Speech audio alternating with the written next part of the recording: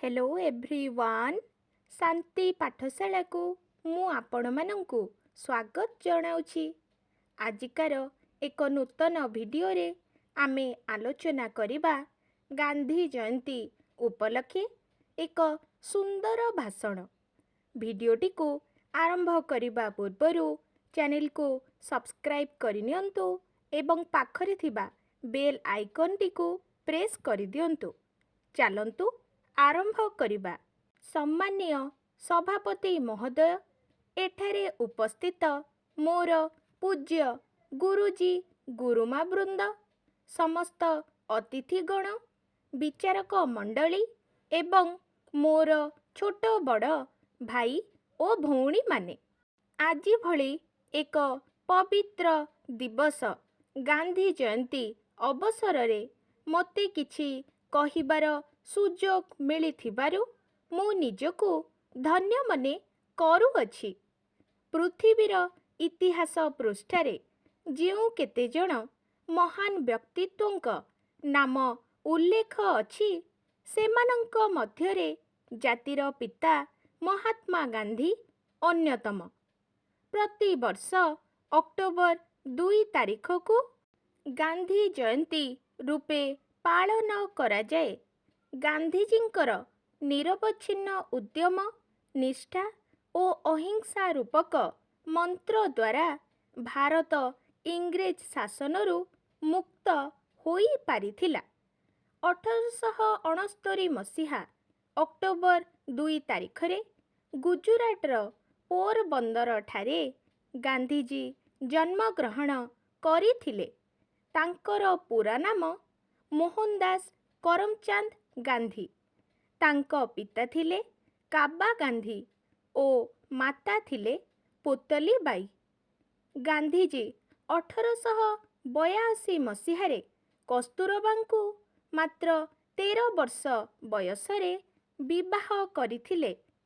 से मैट्रिक परीक्षा रे कृतकार्य होई 1888 रे आईन पढ़िबा पाई इंग्लैंड जाइथिले।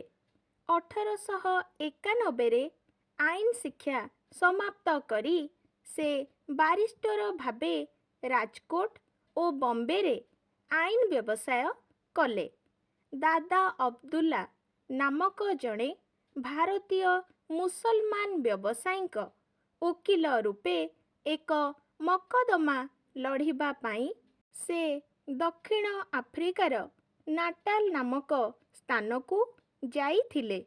सेठारे इंग्रेज मानंक वर्ण वैषम्य नीति विरुद्ध रे से सत्य एवं अहिंसा मार्गरे गोरा साहेबंक विरोध रे संग्राम चलाइथिले। 1914 रे आफ्रिका त्याग करी से भारत को विदेशी शासनरु मुक्त करिबा पाई भारत प्रत्यावर्तन करिथिले।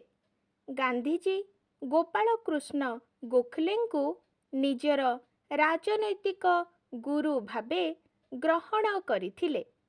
दक्षिण आफ्रिका रे गांधीजींक महान नीति जोगु रवींद्रनाथ टैगोर तांको महात्मा आख्या प्रदान करिथिले।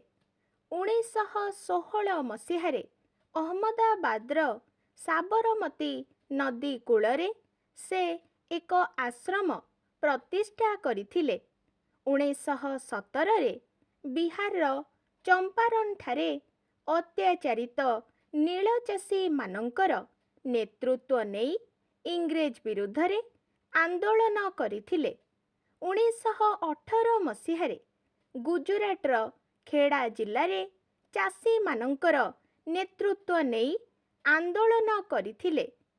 1919 रे अमृतसर रे जालियानावालाबाग ठारे बैसाखी उत्सव पालन पाई एकत्रित जनसाधारणंक उपरे अमानुषिक भावे गुली चालनारे गांधीजी खूब मर्माहत होइथिले।